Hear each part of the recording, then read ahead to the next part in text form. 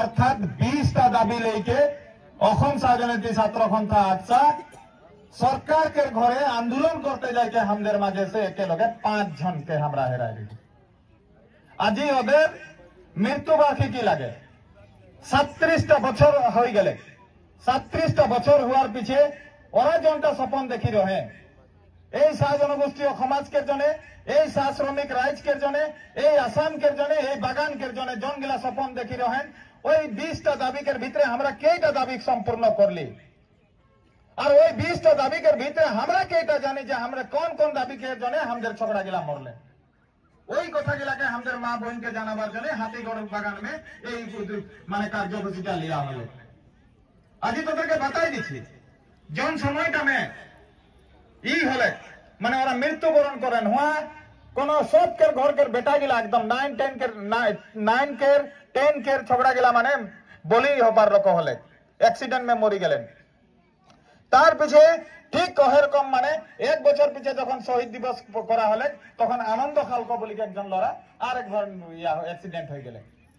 War পিছে আরেকবার বলছি লক্ষিমপুর में 2009 सन में যখন করা হলে একলগে আমরা 6 জন সতীর্থকে হেরালি আর সবকের স্বপ্ন রহে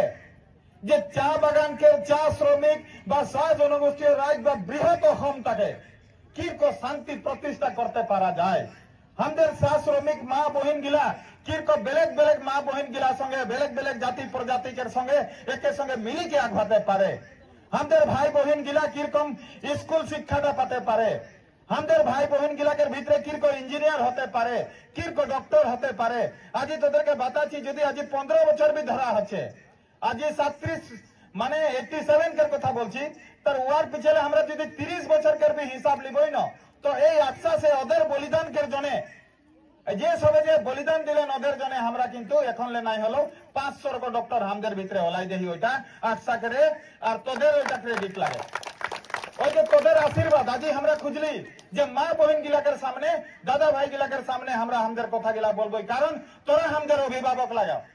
মই সেন্ট্রাল কমিটি কে লাগি যে মই এদের অভিভাবক নাই লাগি মই মাত্র তোরা भी মোর অভিভাবক লাগো মোর গার্জিয়ান লাগাও কিন্তু মোর গার্জিয়ান গিলা জানতে লাবে আজি তোদেরকে জনটা শ্রমিক আইনকের কথা কথা বলছে জনটা দুর্বল এখন হতে আছে জন গিলা এখন মেডিকেল জনটা হেলথ অ্যাসিস্ট্যান্ট সিধা সিধি কথাটা বলছে হেলথ অ্যাসিস্ট্যান্টটা এগ্রিমেন্ট করিছে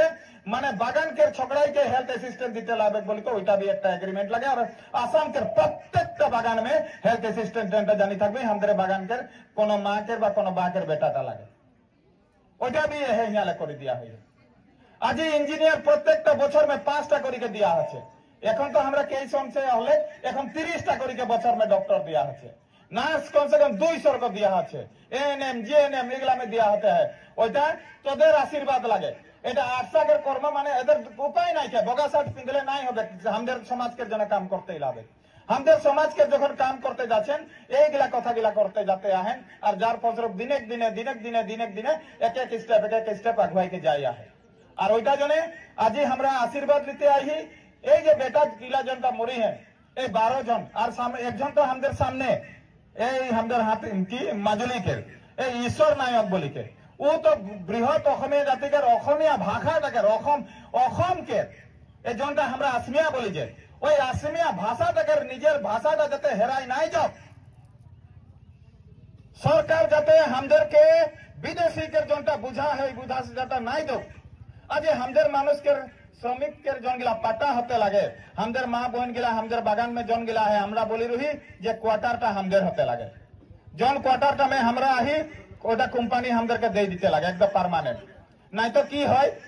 যদি মুই পারমিট খতম মোর ছেনাটা যদি পারমিট নাই করলে ঘর খালি ওইগুলা সিস্টেম से আমরা একটা এখন আন্দোলন একটা চালাচ্ছি আর তো ওই আন্দোলনটা में তোরা সব দিন রেডি হইকে থাকবি আমাদেরকে আশীর্বাদ দিবার জন্য আজি আসলতে আমি যে আটসার শহীদ দিবস এই শহীদ দিবস আমি ওদালগুৰি জিলাৰ অন্তৰ্গত হাতীগড় শাখাত আমি পাতিছোঁ আৰু জিলা সমিতিয়ে দায়িত্ব লৈছে সহযোগ কৰিছে শাখা সমিতিয়ে তে পোনপ্ৰথমে অসমৰ সমূহ ৰাইজক এই শহীদ দিৱসৰ যি শ্ৰদ্ধাঞ্জলি সকলোকে যাতে আমাৰ চাহ জনগোষ্ঠীয় ৰাইজে আজি সন্ধিয়া যাতে সকলোৰ গৃহ পদূলি মুখত এটা বন্তি চাকি জ্বলায় আৰু সেই শ্বহীদসকলক অমৰ ৰাখিবৰ কাৰণে তেখেতসকলৰ সপোন যি আছে এই সপোনক বাস্তৱ ৰূপ দিয়াৰ ক্ষেত্ৰত যাতে সকলো সহযোগ কৰে, প্ৰথম কথা। দ্বিতীয় কথা, আমি অসম চাহ জয়ন্তী ছাত্ৰ সন্থাই আজি সংকল্প লৈছোঁ যে যিসকল আমাৰ শ্বহীদ হৈ গ'ল, আমাৰ মাজৰ পৰা আজি কাৰ পৰা আৰম্ভ কৰি যি কৰিডফীয়া দাবী আছিলে, সেই কৰিডফীয়া দাবীত সম্পূৰ্ণ নোহোৱালৈকে আমি অসম চাহ জয়ন্তী ছাত্ৰ সন্থা ওদালগুৰি জিলা সমিতিয়ে বা শাখাৰ জিলাৰ অন্তৰ্গত যিমান শাখা আছে সকলোৱে আমি সংকল্প লৈছোঁ যে আগন্তুক দিনত চাহ জনগোষ্ঠীৰ কাৰণে সেই সপোনক বাস্তৱ ৰূপ দিয়াৰ ক্ষেত্ৰত এটা উচিত পৰিকল্পনা আৰু তেনেকুৱা ধৰণৰ ব্লু প্ৰিণ্ট লৈ পেলাই চৰকাৰৰ লগত যি ফাইট কৰিব লাগে, মেনেজমেণ্টৰ লগত যি ফাইট কৰিব লাগে, মেনেজমেণ্টৰ এগেইনষ্টত আমি ফাইট কৰি চাহ শ্ৰমিকক যেনেকুৱা উদ্ধাৰ কৰিব লাগে, মুক্তিৰ ফালে ল'ব লাগে আৰু বিজেপি নেতৃত্বাধীন চৰকাৰে যেনেকুৱা ধৰণক আমাক পৰিকল্পনা কৰি ঠেলি থৈছে বা BTR গভৰ্ণমেণ্টে, ঠিক সেইবিলাকৰ যিবিলাক তেখেতসকলৰ ষড়যন্ত্ৰ চাহ শ্ৰমিকক লৈ, চাহ জনগোষ্ঠীক লৈ, সেইবিলাক উফৰাই মানুহক আচল প্ৰকৃত ছবি যিটো, সেই ছবিটো আমি দেখুৱাব আজি সংকল্প হৈছোঁ। আৰু তাৰপিছত আমি সংকল্প লৈছোঁ যে আমি অসম চাহ জয়ন্তী ছাত্ৰ সন্থাৰ শ্বহীদসকলৰ সপোন আছিলে যে আমাৰ সমাজটোক মানৱ সম্পদ গঢ়াৰ। আমি আপোনালোকে চাইছে আজি বছৰত আমি 30জন কৰি ডক্টৰ দিছোঁ। আজি প্ৰত্যেকটা ইউনিভাৰ্চিটিৰ আণ্ডাৰত আমি ইঞ্জিনিয়াৰ আমি 5টা কৰি দি আছোঁ। আপোনালোকে জানে যে আমি এতিয়া ANM GNMত আমি আগবাঢ়ি গৈছোঁ। তো সেইবিলাকৰ ক্ষেত্ৰত অসম চাহ জয়ন্তী ছাত্ৰ সন্থাৰ এই সংগ্ৰামটো আগন্তুক দিনত চলি যাব। আৰু আজি এটা সংকল্প শেহতীয়াভাৱে এটা লৈছোঁ যে আগন্তুক যি নিৰ্বাচন আছে, নিৰ্বাচনৰ পূৰ্বে জনজাতিকৰণৰ মৰ্যাদাটো আমাক দিব লাগিব, অন্যথা কিন্তু বিজেপিয়ে ইয়াৰ মুখামুখি আমাৰ লগত প্ৰতিবাদ হ'ব আৰু সেই প্ৰতিবাদত আমি ৰাইজৰ আশীৰ্বাদ লৈ তেখেতসকলক ওফৰাবলৈ বাধ্য থাকিম।